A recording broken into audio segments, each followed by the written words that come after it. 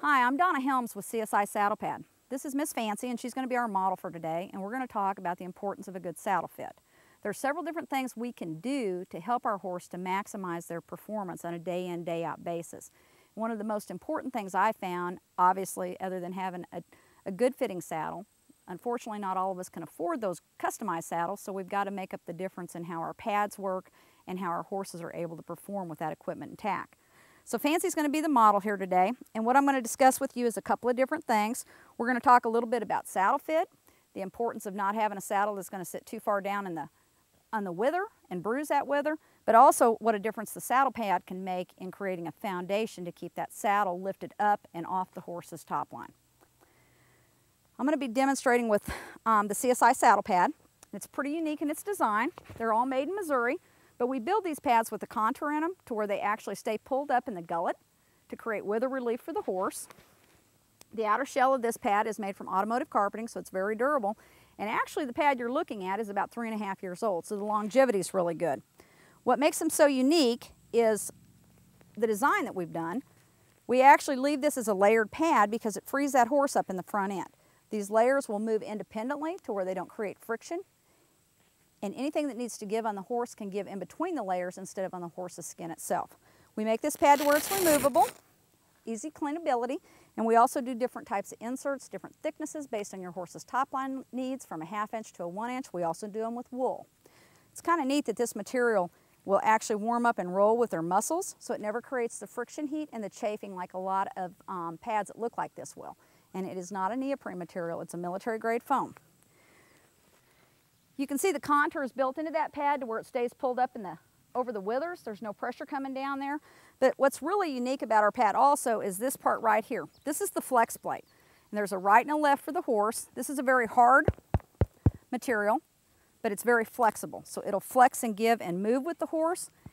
And that is actually sewn right here in the pad. There is a right and a left. And what this does, this will act a lot like an orthotic for your foot. It creates support across that horse's back to where there's no bridging. You have no pressure points, your saddle tree is not going to radiate through and pinch the horse.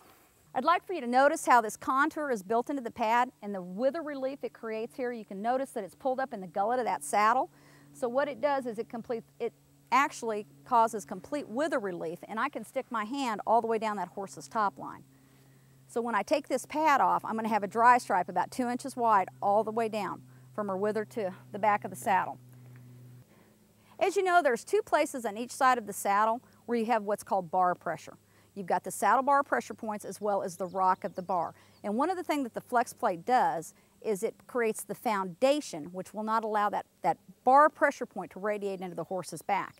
And one of the ways you can feel that is when you put your saddle and your pad together, I want you to really try to palpate and feel that horse's scapula, feel that shoulder blade. And if you can't get your fingertips in there to where you can feel the bony prominence on the back side of that scapula, you're probably saddled just a little bit too far forward. So if you move your saddle and your pad back just a little bit, you'll create a lot of relief to where that horse is really freed up in the front end. Therefore, they're going to work harder for you. They're going to do a better job for you all day long. But as you can see, my hand moves freely through here. There's no trapping of this horse's shoulder. And with the flex plate, even from the saddle skirt pressure point, we've still got ample protection here from the flexibility of that plate to not allow that pressure point to come through when that mare flexes her body around. You always want to check your tack to make sure that everything's in good working order, that you don't have a lot of wear and tear in your latigos and off billets. And just be aware that if the saddle maker designs your saddle with 2 girths, there's a reason for it. It's designed to create stability of the saddle. It's not just there for the look. It actually has a functional purpose, and both of those girths should be tightened. As you look at the tack on this mare, you can see that this girth is actually a little too small for her. The closer I can have this D-ring to this D-ring, the more stability I'm going to bring to that saddle.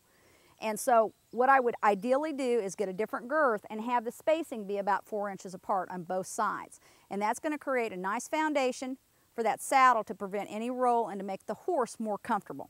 Because ultimately it's all about comfort for the animals. If they're more comfortable, they're going to work harder for us, they're going to do a better job. And remember that when you step up on the saddle, the weight that you put down upon the bars is going to spread this a little bit, so it's going to loosen all this stuff up. So I like to see this back girth pretty snug to where you don't have to worry about anything there. It creates a good foundation. And when you're loping off, your saddle's not going to be doing this over the back, over their loins and creating soreness on you. The last thing I'm going to do is a visual inspection of my tack. I want to make sure that my saddle is sitting nice and level, nothing's digging down and eating into that horse's wither, that we're not sitting croup high and really putting a lot of pressure forward. I also want to make sure I'm not sitting downhill and putting too much weight in my pockets. It's all about the balance for the horse and the balance of the rider, and what the pad does is it creates that foundation to where you truly can have that balance. But you want to make sure everything is in a good state of repair, make sure that you've got a nice, even looking presentation of your saddle and your pad. But more importantly even than the look is make sure it's functional for the horse. Make sure that that scapula is freed up to where that horse has good range of motion when you ask them to work for you. Make sure that you're back far enough that you're not going to trap that front end on the horse. It's huge in the difference of the attitude, their willingness to accept their job.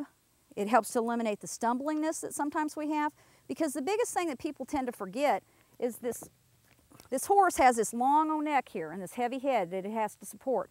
So about 65 to 70% of their body weight is supported on this front end. So one of the things that's very important is for us not to interfere with them, because if I take my body weight and my saddle weight and I put it too far forward, I create imbalance in that horse's anatomy.